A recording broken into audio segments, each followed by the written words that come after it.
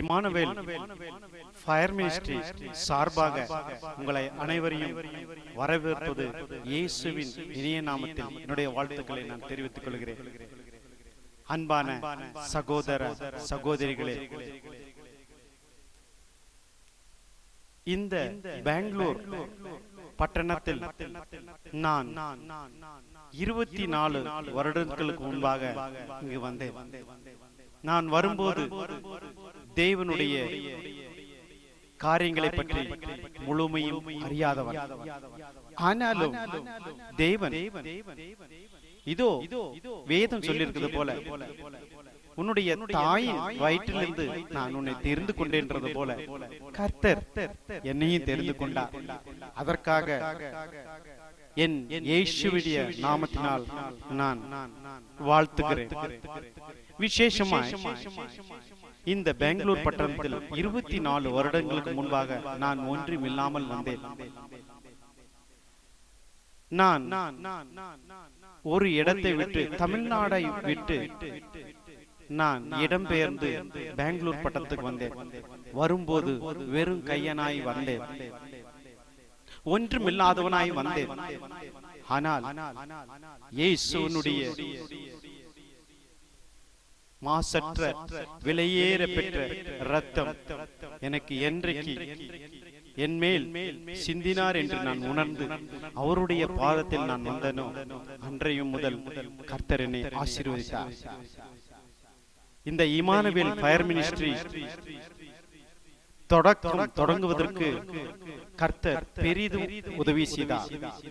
இந்த Emmanuel ministry ஆரம்பிப்பதற்கு காரணம், இயேசு இம்மானுவேலாய் இந்த உலகத்துக்கு வந்தார். என்னை இந்த உலகத்திற்கு இம்மனுஷனாய், இம்மையில் நான் பிரிக்கப்பட்டவனாய், எல்லாராலும் புறக்கணிக்கப்பட்டவனாய் இருந்த பொழுது கர்த்தர் இம்மானுவேலாகிய இயேசு கிறிஸ்து என்னை வந்து தொட்டு இம்மனுஷனின் வாழ்க்கை மாற்றினார். கர்த்தர், நான் எப்படியோ தெரிந்தேன், எப்படியோ வாழ்ந்தேன், எப்படியோ இருந்தேன், ஆனாலும் தேவன் என்னை அழைத்து அவருடைய ஊழியத்திற்கு என்று தெரிந்து கொண்டார். சாதாரணமாய் இந்த பெங்களூர் பட்டணத்தில் நான் என்னுடைய ஊழியத்தை முதல் தொடங்கும் போது வெறும் 3 ஆத்துமாவை கொண்டுதான் நான் இந்த ஊழியத்தை தொடங்கினேன். இன்றைக்கு தேவன் எனக்கு அளவு கடந்த ஆசீர்வாதத்தை கொடுத்திருக்கிறார். பெங்களூரில் அளவு கடந்த ஆசீர்வாதங்களை, வீடு, காரு, எல்லா காரியங்களும், சபை மக்கள் எல்லாவற்றையும் தேவன் அபிஷேகமாய் எனக்கு கொடுத்திருக்கிறார். நான் நிற்பதும் நிர்மூலம் ஆகாமல் இருப்பது கர்த்தருடைய சுத்த கிருபை. கர்த்தர் இங்க மட்டுமல்ல, கர்த்தர் துபாயிலும் கர்த்தர் என்னை ஊழியம் செய்யும்படி என்னை அழைத்திருந்தார். நான் அங்கு நான் என்னுடைய சொந்த வேலையும் செய்து கொண்டு தேவனுடைய ஊழியத்தை செய்கிறேன். டெலிபோன் மினிஸ்ட்ரி மூலமாய் தேவன் என்னை ஊழியத்துக்கு அழைத்திருந்தார். சாதாரணமான டெலிபோன் மூலியத்தில் 10 ஆத்துமாக்களை கொண்ட நான் இன்றைக்கு 800-980 ஆத்துமாக்களை கர்த்தர் எனக்கு கொடுக்கும்படி கிருபை செய்தார். எல்லா ஊர்களிலும், உலகம் எங்கும், தமிழ்நாடு, கேரளா மற்றும் Orissa, Bangladesh, Pakistan, Sri Lanka, hallelujah, praise the Lord, Nepal, South Africa, Australia, New Zealand, USA மற்றும் பல இடங்களில் கர்த்தர் என்னை டெலிபோன் ஊழியமாய் ஒரு ஊழியக்காரனாய் தெரிந்து கொண்டார். கர்த்தர் நிறைய அற்புதங்களை அவர் சொல்ல ஆகும் என்றால் இது பத்தாது. கர்த்தர் அவ்வளவு காரியங்களை எனக்கு கிருபையின் வரங்களை கொடுத்து கர்த்தர் செய்தார். இதோ இந்த வேதகம் சொல்லியிருக்கிறது, என்னை கனப்படுத்துகிறவனை நானும் கனப்படுத்துவேன். இதோ கர்த்தரை நான் கனப்படுத்தினேன், என்னை கனப்படுத்தினார். இதோ நான் சொல்வது அல்ல, சும்மா அல்ல, தேவன் என்னை ஆசீர்வதித்துக் கொண்டுதான் நான் இன்று நேலையில் உங்களுக்கு முன்பாக ஒரு சாட்சியாய் நிற்க முடிகிறது. விசேஷமாய் இன்னொரு காரியம் சொல்லுகிறேன். எனக்கு இருந்த அந்த 15 ஆத்துமாவை தேவன் அதை பெருக்கி இன்றைக்கு பெங்களூர் பட்டணத்தில் 200 ஆத்துமாக்களுக்கு மேல் கர்த்தர் அறுவடை செய்யும்படி தந்தார்.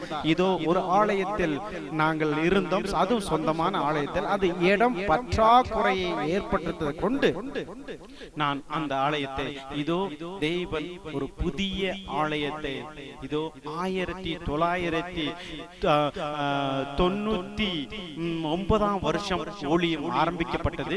இன்றைக்கு 2015 வருஷம் 31 தேதி கர்த்தர் 6 மணிக்கு தேவன் ஒரு புதிய ஆலயத்தை திறக்கும்படியும் அதை அபிஷேகமாய் இதோ மக்களுக்கு கொடுக்கும்படியும் அவருடைய அபிஷேகத்தை ஊற்றும்படியும் அன்றைக்கு சாலமோன் ஜெபித்த போது கர்த்தருடைய ஆலயத்தில் மகிமை பிரவாசித்த போல கர்த்தர் நிச்சயமா இங்க செய்வார் என்று நான் நம்புகிறேன், இயேசுவின் நாமத்தினாலே. அல்லேலூயா, ஸ்தோத்திரம். தேவனால் கூடாத காரியம் ஒன்றுமில்லை. என்னுடைய அன்பான பிள்ளைகளே, இந்த ஆலயத்திற்கு உதவின ஒவ்வொருவருக்கும் இயேசுவின் நாமத்தினால என்னுடைய நன்றிகளை நான் தெரிவித்துக் கொள்கிறேன். இதோ இந்த கட்டடத்தில் அல்லேலூயா, ஸ்தோத்திரம். இதோ இந்த கட்டடத்தில் ஒவ்வொரு கல்களும் அல்லேலூயா என்னுடைய ஊழியத்தில் இருக்கிறவர்களும் என்னுடைய சபையில் இருக்கிறவர்களும் அடியேனுடைய சொந்த உழைப்பிலை கொண்டும் கர்த்தர் செய்தார். அல்லேலூயா, ஸ்தோத்திரம். விசேஷமாய் எல்லாருக்கும் நான் நன்றி சொல்ல தெரிவிப்பட்டிருக்கிறேன். விசேஷமாய் பெங்களூர் சபைக்கும், அல்லேலூயா, ஸ்தோத்திரம், பெருமநல்லூர் சபைக்கும், தமிழ்நாட்டில் இருக்கிற தாதம்பட்டி சபைக்கும், ஊட்டியில் இருக்கிற குன்னூர் சபைக்கும் என்னுடைய நன்றியை சொல்கிறேன். அதை இல்லாமல் துபாயிலே அபுதாபி என்ற இடத்தில் ருவைஸில் இருக்கிற என்னுடைய church, hallelujah, praise the Lord, சர்ச்சில் இருக்கிற ஒவ்வொரு விசுவாசிகளுக்கும் ஒருவராய் பெயராய் நான் உங்களுக்கு நன்றி சொல்கிறேன். அல்லேலூயா, ஸ்தோத்திரம். இந்த ஸ்லாக்கியத்தை கொடுத்த கர்த்தருக்கு என்னுடைய நன்றியையும் அவருக்கு என்னுடைய அளவு கடந்த காரியங்களையும் நான் தெரிவிக்க விரும்புகிறேன். அல்லேலூயா, ஸ்தோத்திரம். இதோ கர்த்தருடைய பிரதிஷ்டைக்காக நான் அவளுடன் கேட்டுக் கொண்டிருக்கிறேன். கர்த்தர் இந்த ஆலயத்தில் புதியதொரு காரியம் செய்வார். 2016 வருஷம் தேவன் இது போல ஆண்டவருடைய வெளிப்படுத்துதல், அல்லேலூயா ஸ்தோத்திரம், இந்த பெங்களூர் பட்டணத்துல இதே போல 1000 பேர் உட்காரும் ஆலயத்தை நிச்சயமாய் கர்த்தர் தருவார். நீ விசுவாசித்தால் தேவனுடைய மகிமை காண்பாய் என்று கர்த்தரின் வெளிப்படுத்துக்காக ஸ்தோத்திரம். இதை கேட்டுக்கொண்ட அனைவருக்கும் இயேசுவின் இனிய நாமத்தில் என்னுடைய வாழ்த்துதல்களையும் நன்றியும் தெரிவித்துக் கொள்கிறேன். நன்றி, நன்றி. இயேசுவின் நாமத்தினால் என்னுடைய சாட்சியை முடிக்கிறேன். ஆமென்.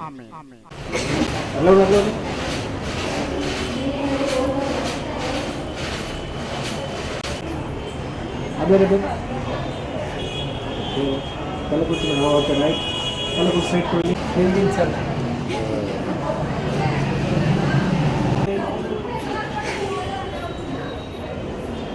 Ke naik, apply undo.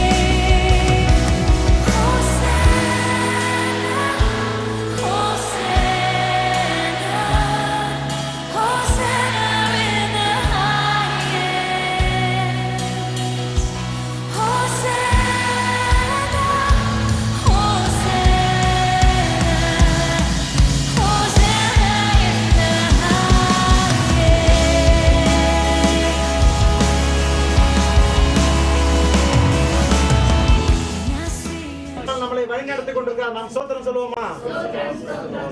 சபையார் ஏகமாய் ஸ்தோத்திரம் சொல்லுவோமா? கர்த்தர் நமக்கு பெரிய அன்பளிப்பை கொடுத்திருக்கார், அதற்காக ஸ்தோத்திரம் சொல்லுவோமா? கர்த்தர் நமக்கு பெரிய ஆலயத்தை கொடுத்திருக்கார், ஸ்தோத்திரம் சொல்லுவோமா? ஹல்லேலூயா, பிரைஸ் தி லார்ட். நம்முடைய சபை போதகர், ஹல்லேலூயா, சபை தலைமை போதகர் சில காரியங்களை கோரி, ஹல்லேலூயா ஸ்தோத்திரம், நம்ம இந்த பிரதிஷ்டை காரியங்களை வழிநடத்துவார். கர்த்தருடைய நல்ல ஒரு ஆலயத்தை கட்டும்படி கர்த்தர் சிறுவை தந்தார். அதுக்குரிய எல்லா தேவைகளையும் கர்த்தர் கொடுத்து ஆசீர்வதித்தார். வேதத்திலே நம்ம பார்க்கிறோம், இஸ்ரவேலின் ஜனங்கள் ஏகமாய் விதைத்தார்கள், ஆனால் கொஞ்சமாக அறுவடை செய்தார்கள். ஏனென்றால் கர்த்தருடைய ஆலயம் கட்டாமல் இருந்ததால் அவருடைய ஆசீர்வாதம் குறைந்திருந்தது. அப்பொழுது ஆகாய் தீர்க்கதரிசி கர்த்தர் நம்முடைய ஸ்தோத்திரம் போதகர் சில வார்த்தைகளை நம்மோடு பகிர்ந்து கொள்வார். கர்த்தராகிய 2009வது வருடத்தில் அவருடைய பணியை செய்யும்படி தேர்ந்தெடுத்து எல்லா பிரதரும் நம்முடைய பாஸ்டருமான ஸ்தோத்திரம் மோகன் பிரதர் ஒரு ஜெபத்தை ஏறெடுப்பார். நல்ல ஆண்டவரே, இந்த மாலை வேளையில உம்முடைய நாம மகிமைக்காக உம்மை உயர்த்தும்படியாக இந்த நாளிலே இந்த புதிய ஆலயத்தை உம்மை ஆராதிக்க, துதிக்க, தொழுகை செய்ய, வணங்க, கும்பிட இந்த நாளில் பிரதிஷ்டை பண்ண, ஓபன் பண்ண நாங்கள் கடந்து வந்திருக்கிறோம். ஆண்டவரே, பல பாடுகள் மத்தியில, பல பிரச்சனைகள் மத்தியில நாங்கள் சொன்னது போல ஒரு ஆலயத்தை கட்டும் பொழுது ஆண்டவரே ஸ்தோத்திரம் கர்த்தாவே, தாவீதுக்கு ஆண்டவரே தாவீதோட வாழ்க்கையில பார்க்கும் பொழுது அவன் ஆலயத்தை கட்ட வேண்டும் என்று விரும்பினார்.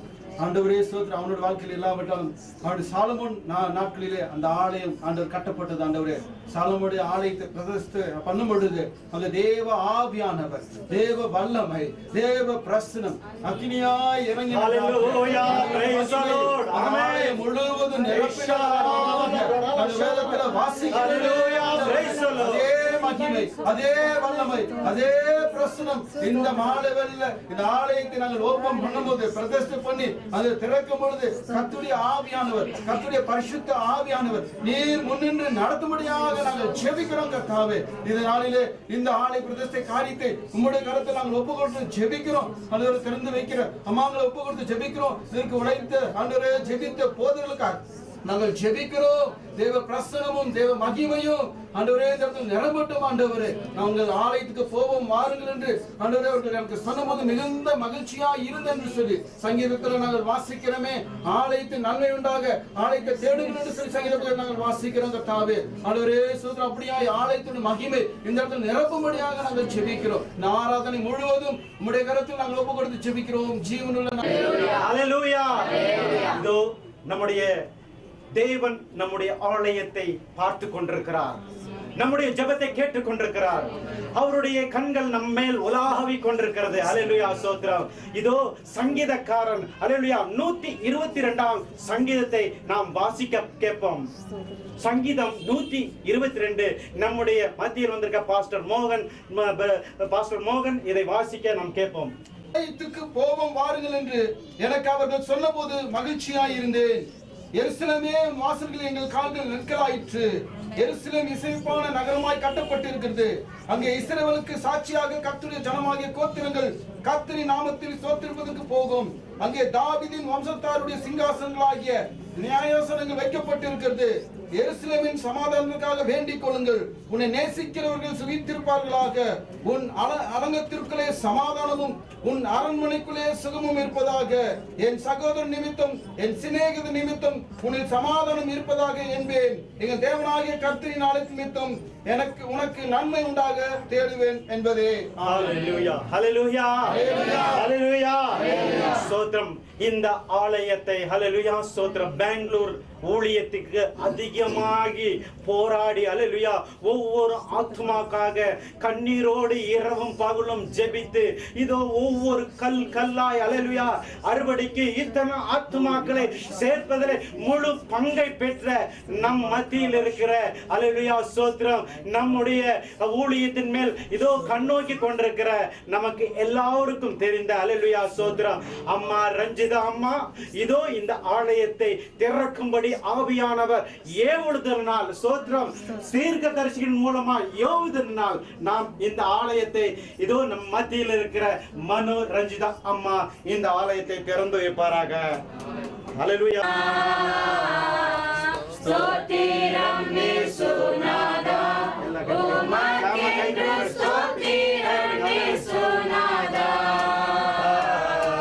ஸ்தோத்திரம் செய்கிறோம் நின்னடியார் திரு நாமத்தின் ஆதரவு ஸ்தோத்திரம் செய்கிறோம் நின்னடியார் திரு நாமத்தின் ஆதரவு ஆலயமே பரிசுத்த ஆலயமே அவாலயமே. ஹல்லேலூயா.